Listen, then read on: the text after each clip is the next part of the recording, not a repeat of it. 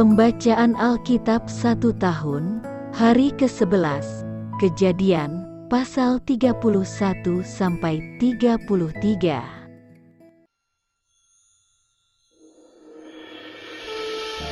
Kejadian, pasal 31, ayat 1 sampai dengan 21.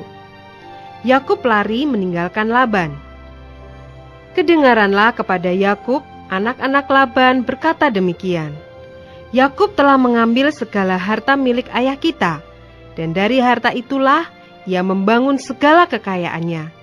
Lagi kelihatan kepada Yakub dari muka Laban, bahwa Laban tidak lagi seperti yang sudah-sudah kepadanya. Lalu berfirmanlah Tuhan kepada Yakub, "Pulanglah ke negeri nenek moyangmu, dan kepada kaummu, dan aku akan menyertai engkau." Sesudah itu Yakub menyuruh memanggil Rahel dan Lea untuk datang ke padang, ke tempat kambing dombanya. Lalu ia berkata kepada mereka, "Telah kulihat dari muka ayahmu bahwa ia tidak lagi seperti yang sudah-sudah kepadaku. Tetapi Allah ayahku menyertai aku. Juga kamu sendiri tahu bahwa aku telah bekerja sekuat-kuatku pada ayahmu. Tetapi ayahmu telah berlaku curang kepadaku dan telah 10 kali mengubah upahku. Tetapi Allah tidak membiarkan dia berbuat jahat kepadaku. Apabila ia berkata, yang berbintik-bintiklah akan menjadi upahmu, maka segala kambing domba itu beroleh anak yang berbintik-bintik. Dan apabila ia berkata, yang bercoreng-corenglah akan menjadi upahmu, maka segala kambing domba itu beroleh anak yang bercoreng-coreng. Demikianlah Allah mengambil ternak ayahmu dan memberikannya kepadaku. Pada suatu kali, pada masa kambing domba itu suka berkelamin, maka aku bermimpi dan melihat bahwa jantan-jantan yang menjantani kambing domba itu bercoreng-coreng, berbintik-bintik dan berbelang-belang. Dan malaikat Allah berfirman kepadaku dalam mimpi itu, "Yakub," jawabku, "Ya Tuhan." Lalu ia berfirman, "Angkatlah mukamu dan lihatlah, bahwa segala jantan yang menjantani kambing domba itu bercoreng-coreng, berbintik-bintik dan berbelang-belang. Sebab telah kulihat semua yang dilakukan oleh Laban itu kepadamu. Akulah Allah yang di Betel itu, di mana engkau mengurapi tugu dan di mana engkau bernasar kepadaku. Maka sekarang bersiaplah engkau, pergilah dari negeri ini dan pulanglah ke negeri sanak saudaramu." Lalu Rahel dan Lea menjawab Yakub katanya, "Bukankah tidak ada lagi bagian atau warisan kami dalam rumah ayah kami? Bukankah kami ini dianggapnya sebagai orang asing karena ia telah menjual kami? Juga bagian kami telah dihabiskannya sama sekali. Tetapi segala kekayaan yang telah diambil Allah dari ayah kami adalah milik kami dan anak-anak kami. Maka sekarang perbuatlah segala yang difirmankan Allah kepadamu." Lalu bersiaplah Yakub, dinaikkannya anak-anaknya dan istri-istrinya ke atas unta. Digiringnya seluruh ternaknya dan segala apa yang telah diperolehnya, yakni ternak kepunyaannya yang telah diperolehnya di Padan Aram, dengan maksud pergi kepada Ishak ayahnya ke tanah Kanaan. Adapun Laban telah pergi menggunting bulu domba-dombanya. Ketika itulah Rahel mencuri terafim ayahnya, dan Yakub mengakali Laban orang Aram itu dengan tidak memberitahukan kepadanya bahwa ia mau lari. Demikianlah ia lari dengan segala harta miliknya. Ia berangkat menyeberangi sungai Efrat dan berjalan menuju pegunungan Gilead.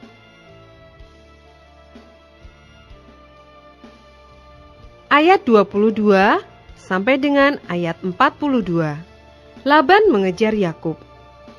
Ketika pada hari ketiga dikabarkan kepada Laban bahwa Yakub telah lari, dibawanyalah sanak saudaranya bersama-sama.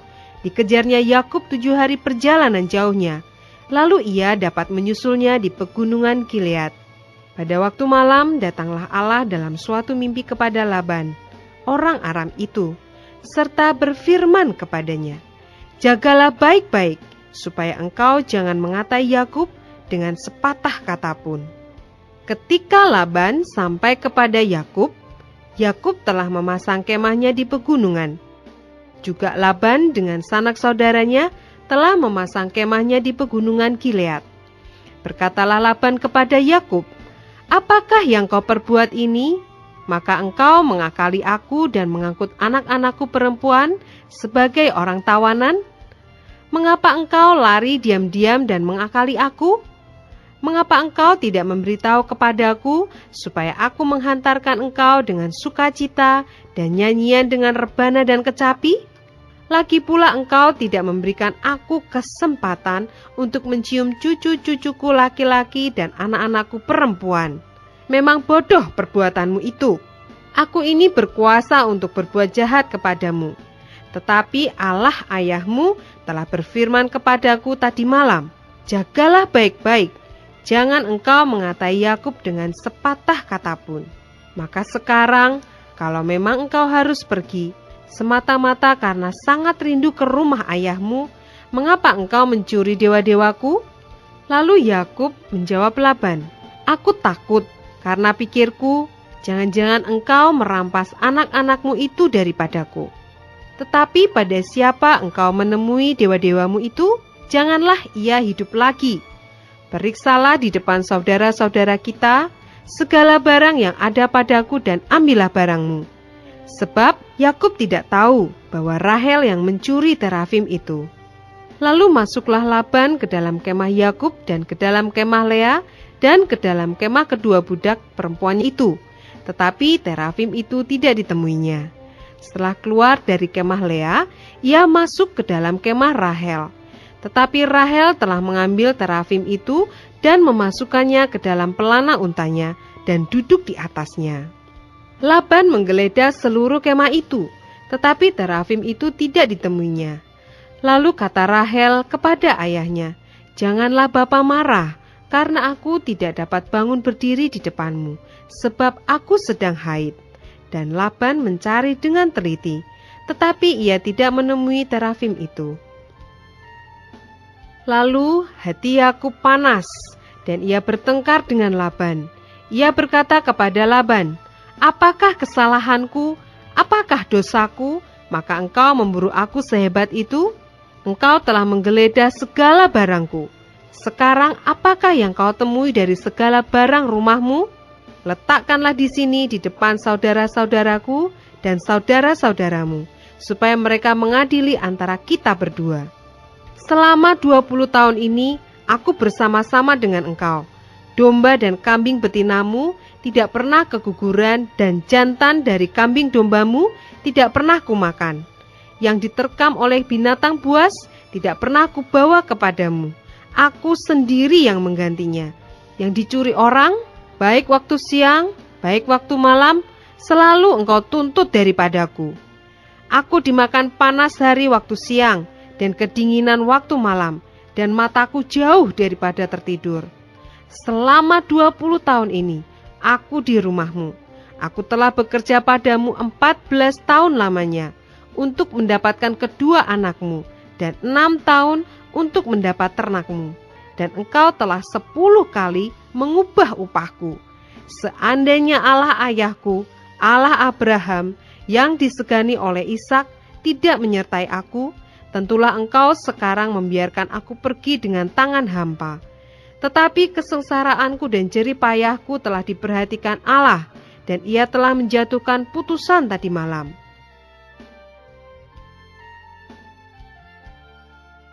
Ayat 43 sampai dengan 55. Perjanjian antara Yakub dan Laban. Lalu Laban menjawab Yakub, "Perempuan-perempuan ini anakku, dan anak-anak lelaki ini cucuku, dan ternak ini ternakku. Bahkan segala yang kau lihat di sini adalah milikku. Jadi apakah yang dapat kubuat sekarang kepada anak-anakku ini, atau kepada anak-anak yang dilahirkan mereka? Maka sekarang marilah kita mengikat perjanjian, aku dan engkau, supaya itu menjadi kesaksian antara aku dan engkau." Kemudian Yakub mengambil sebuah batu dan didirikannya menjadi tugu. Selanjutnya berkatalah Yakub kepada sanak saudaranya, "Kumpulkanlah batu." Maka mereka mengambil batu dan membuat timbunan. Lalu makanlah mereka di sana di dekat timbunan itu. Laban menamai timbunan batu itu Yegar Sahaduta, tetapi Yakub menamainya Galet. Lalu kata Laban, timbunan batu inilah pada hari ini menjadi kesaksian antara aku dan engkau. Itulah sebabnya timbunan itu dinamainya Galet dan juga Mispa, sebab katanya, Tuhan kiranya berjaga-jaga antara aku dan engkau, apabila kita berjauhan. Jika engkau mengaibkan anak-anakku, dan jika engkau mengambil istri lain di samping anak-anakku itu, ingatlah, walaupun tidak ada orang dekat kita, Allah juga yang menjadi saksi antara aku dan engkau. Selanjutnya kata Laban kepada Yakub, inilah timbunan batu, dan inilah tugu yang kudirikan antara aku dan engkau. Timbunan batu dan tugu inilah menjadi kesaksian bahwa aku tidak akan melewati timbunan batu ini mendapatkan engkau, dan bahwa engkau pun tidak akan melewati timbunan batu dan tugu ini mendapatkan aku dengan berniat jahat. Allah Abraham dan Allah Nahor, Allah ayah mereka, kiranya menjadi hakim antara kita. Lalu Yakub bersumpah demi yang disegani oleh Ishak ayahnya, dan Yakub mempersembahkan korban sembelihan di gunung itu. Ia mengundang makan sanak saudaranya, lalu mereka makan serta bermalam di gunung itu. Keesokan harinya, pagi-pagi, Laban mencium cucu-cucunya dan anak-anaknya serta memberkati mereka. Kemudian pulanglah Laban kembali ke tempat tinggalnya.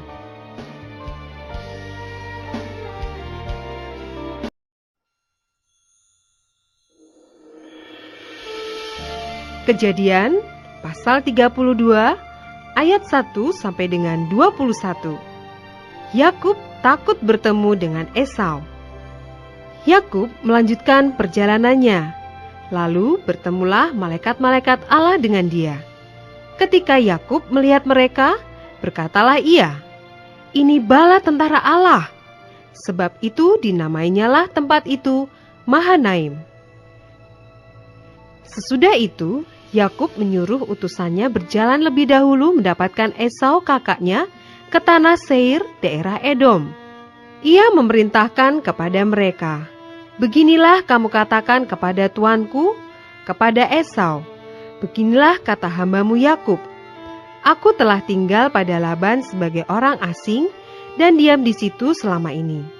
Aku telah mempunyai lembu sapi, keledai dan kambing domba, budak laki-laki dan perempuan, dan aku menyuruh memberitahukan hal ini kepada tuanku supaya aku mendapat kasih-Mu." Kemudian pulanglah para utusan itu kepada Yakub dan berkata, "Kami telah sampai kepada kakakmu, kepada Esau, dan ia pun sedang di jalan menemui engkau, diiringi oleh 400 orang." Lalu sangat takutlah Yakub dan merasa sesak hati. Maka dibaginyalah orang-orangnya yang bersama-sama dengan dia, kambing dombanya, lembu sapi dan untanya menjadi 2 pasukan. Sebab pikirnya, jika Esau datang menyerang pasukan yang satu sehingga terpukul kalah, maka pasukan yang tinggal akan terluput. Kemudian berkatalah Yakub, "Ya Allah nenekku Abraham dan Allah ayahku Ishak, ya Tuhan yang telah berfirman kepadaku, pulanglah ke negerimu serta kepada sanak saudaramu, dan aku akan berbuat baik kepadamu. Sekali-kali aku tidak layak untuk menerima segala kasih dan kesetiaan yang engkau tunjukkan kepada hambamu ini. Sebab aku membawa hanya tongkatku ini waktu aku menyeberangi sungai Yordan ini, tetapi sekarang telah menjadi 2 pasukan. Lepaskanlah kiranya aku dari tangan kakakku, dari tangan Esau, sebab aku takut kepadanya. Jangan-jangan ia datang membunuh aku, juga ibu-ibu dengan anak-anaknya. Bukankah engkau telah berfirman, tentu aku akan berbuat baik kepadamu, dan menjadikan keturunanmu sebagai pasir di laut, yang karena banyaknya tidak dapat dihitung." Lalu bermalamlah ia di sana pada malam itu. Kemudian diambilnyalah dari apa yang ada padanya suatu persembahan untuk Esau kakaknya, yaitu 200 kambing betina, dan 20 kambing jantan, 200 domba betina dan 20 domba jantan, 30 unta yang sedang menyusui beserta anak-anaknya, 40 lembu betina dan 10 lembu jantan, 20 keledai betina dan 10 keledai jantan. Diserahkannyalah semuanya itu kepada budak-budaknya untuk dijaga, tiap-tiap kumpulan tersendiri. Dan ia berkata kepada mereka, "Berjalanlah kamu lebih dahulu dan jagalah supaya ada jarak antara kumpulan yang satu dengan kumpulan yang lain." Diperintahkannyalah kepada yang paling di muka, "Apabila Esau kakakku bertemu dengan engkau dan bertanya kepadamu, 'Siapakah tuanmu dan kemanakah engkau pergi dan milik siapakah ternak yang di depanmu itu?' Jawablah, 'Milik hambamu Yakub. Inilah persembahan yang dikirim kepada tuanku Esau, dan Yakub sendiri pun ada di belakang kami.' Begitulah diperintahkannya, baik kepada yang kedua maupun kepada yang ketiga, dan kepada sekalian orang yang berjalan mengiring kumpulan hewan itu. Katanya, 'Seperti perkataanku tadilah, kamu katakan kepada Esau, apabila kamu berjumpa dengan dia. Dan kamu harus mengatakan juga, hambamu Yakub sendiri ada di belakang kami.' Sebab pikir Yakub, baiklah aku mendamaikan hatinya dengan persembahan yang diantarkan lebih dahulu. Kemudian barulah aku akan melihat mukanya. Mungkin ia akan menerima aku dengan baik." Jadi persembahan itu diantarkan lebih dahulu, tetapi ia sendiri bermalam pada malam itu di tempat perkemahannya. Ayat 22 sampai dengan 32. Pergumulan Yakub dengan Allah. Pada malam itu, Yakub bangun dan ia membawa kedua istrinya, kedua budaknya perempuan dan ke-11 anaknya, dan menyeberang di tempat penyeberangan sungai Yabok. Sesudah ia menyeberangkan mereka, ia menyeberangkan juga segala miliknya. Lalu tinggallah Yakub seorang diri, dan seorang laki-laki bergulat dengan dia sampai fajar menyingsing. Ketika orang itu melihat bahwa ia tidak dapat mengalahkannya, ia memukul sendi pangkal paha Yakub, sehingga sendi pangkal paha itu terpelecok ketika ia bergulat dengan orang itu. Lalu kata orang itu, "Biarkanlah aku pergi, karena fajar telah menyingsing," sahut Yakub. "Aku tidak akan membiarkan engkau pergi jika engkau tidak memberkati aku." Bertanyalah orang itu kepadanya, "Siapakah namamu?" Sahutnya, "Yakub." Lalu kata orang itu, "Namamu tidak akan disebut lagi Yakub, tetapi Israel, sebab engkau telah bergumul melawan Allah dan manusia, dan engkau menang." Bertanyalah Yakub, "Katakanlah juga namamu." Tetapi sahutnya, "Mengapa engkau menanyakan namaku?" Lalu diberkatinyalah Yakub di situ. Yakub menamai tempat itu Peniel, sebab katanya, "Aku telah melihat Allah berhadapan muka, tetapi nyawaku tertolong."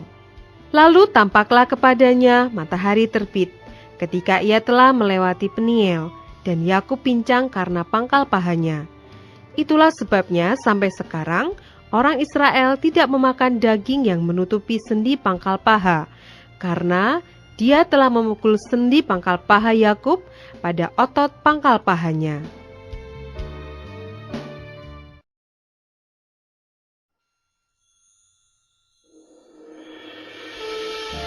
Kejadian pasal 33 ayat 1 sampai dengan 20.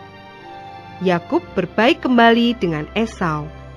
Yakub pun melayangkan pandangnya, lalu dilihatnyalah Esau datang dengan diiringi oleh 400 orang. Maka diserahkannyalah sebagian dari anak-anak itu kepada Lea dan sebagian kepada Rahel, serta kepada kedua budak perempuan itu.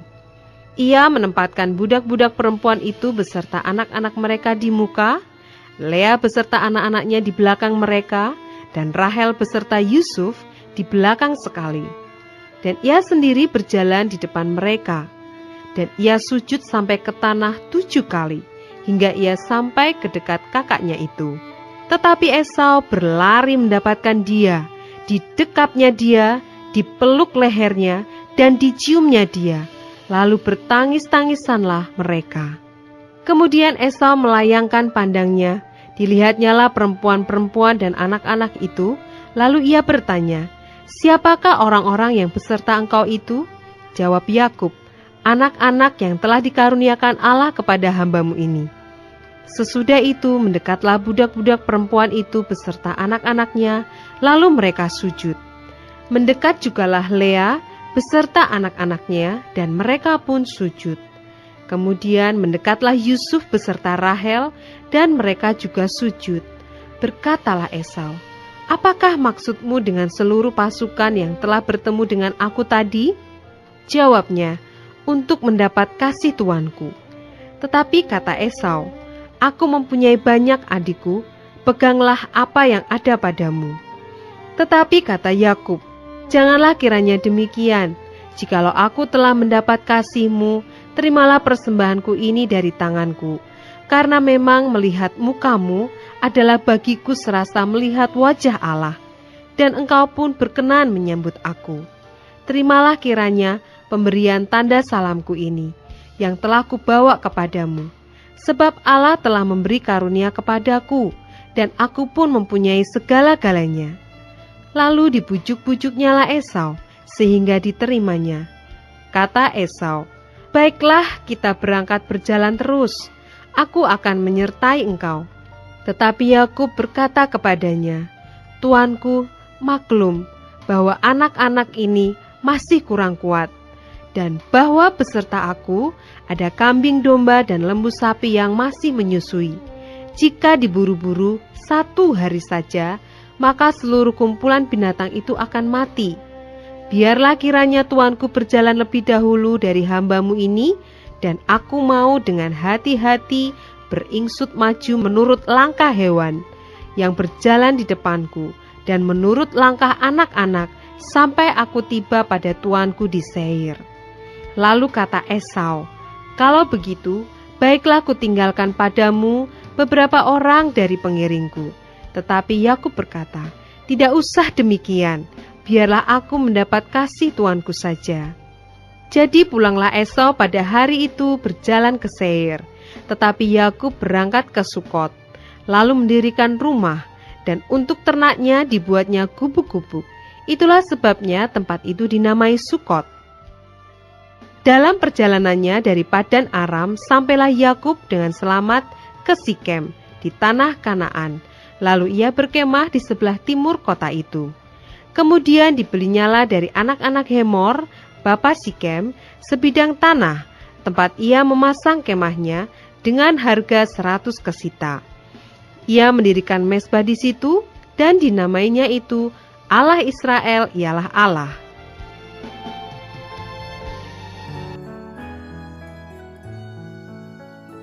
Demikianlah pembacaan Alkitab 1 tahun di hari ke-11.